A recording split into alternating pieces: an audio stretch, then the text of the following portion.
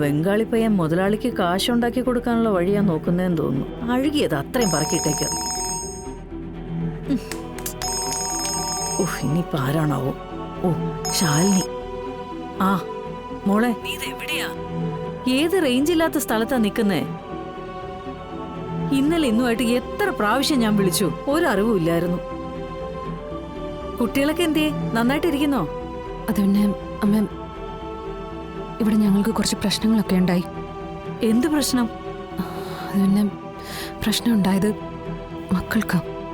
കുട്ടികളോ? എടി, നീ കാര്യം എന്താന്ന് വെച്ചാ പറയേ. അതമ്മ, അവർക്കൊരു അപകടം പറ്റി. അയ്യോ,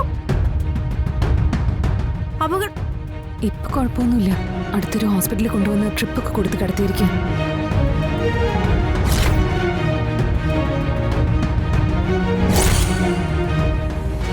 ഇത് തീരുമ്പോ വീട്ടിലേക്ക് പോവാന്ന് പറഞ്ഞിട്ടുണ്ട്. ഈശ്വര, എന്താ അവിടെ ഉണ്ടായത്?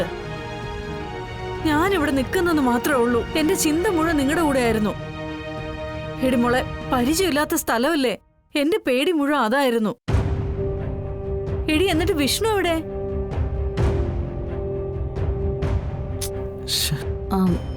വീട്ടിലേക്ക് വിളിച്ചുകൊണ്ടിരിക്കുകയാണെന്ന് തോന്നുന്നു.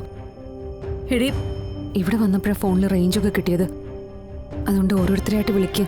എടി, മക്കളെയും കൊണ്ട് ഇരുട്ടുന്നതിന് മുമ്പ് ഇങ്ങ് എത്താൻ പറ്റുമോ? അത് അവർക്ക് കഴിക്കാൻ എന്തെങ്കിലും ഉണ്ടാക്കി വെക്കണോന്ന് അറിയാനാ. അതമ്മ, ഇവിടുന്ന് ഡിസ്ചാർജ് ആയിട്ടൊക്കെ വരണ്ടേ? പുലർച്ചെയാവും. പിന്നെ അവിടുത്തെ വിശേഷം എന്താ? ഇവിടെ വിശേഷങ്ങളേ ഉള്ളൂ. നിനക്കിവിടെ വന്നാലേ നിന്ന് തിരിയാൻ പറ്റാത്ത വിധത്തിൽ ജോലി ഉണ്ടാക്കി വച്ചിട്ടുണ്ട് നിന്റെ അനിയൻ അനൂപ്.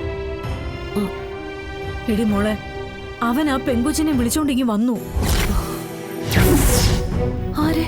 നൂർജഹാനിയോ? അതിനെ തന്നെ.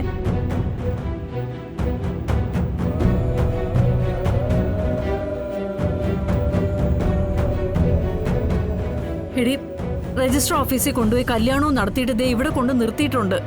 എന്റെ അമ്മ, എന്തൊക്കെയാ ഞാൻ ഈ കേൾക്കുന്നത്? ഇനി നൂർജഹാന്റെ വീട്ടുകാർ വെറുതെ ഇരിക്കും തോന്നുന്നുണ്ടോ? മോളെ, ഞാൻ നീ വരാൻ വേണ്ടി കാത്തിരിക്കുക. നീ വന്നിട്ട് എന്താന്ന് വെച്ചാ തീരുമാനിക്കാന്നാ അവൻ പറയുന്നത്. എന്തായാലും ആ കൊച്ചിവിടെ ഉണ്ട്. ശരി, അനൂപിനെ നമുക്ക് അങ്ങനെ തള്ളിക്കളയാൻ പറ്റില്ലല്ലോ. ഞാൻ വരട്ടെ, വന്നിട്ട് എന്താന്ന് വെച്ചാ ചെയ്യാം. ശരി.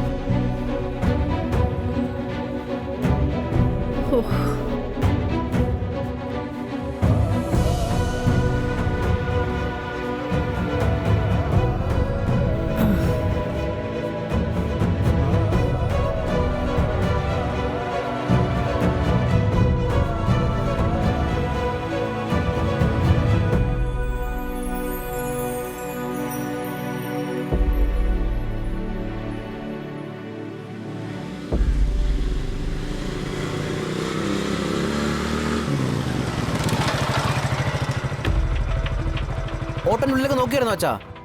അവിടെയൊക്കെ പലവട്ടം നോക്കിയതാടാ. ഞാനിവിടെ നോക്കട്ടെ. നോക്ക്.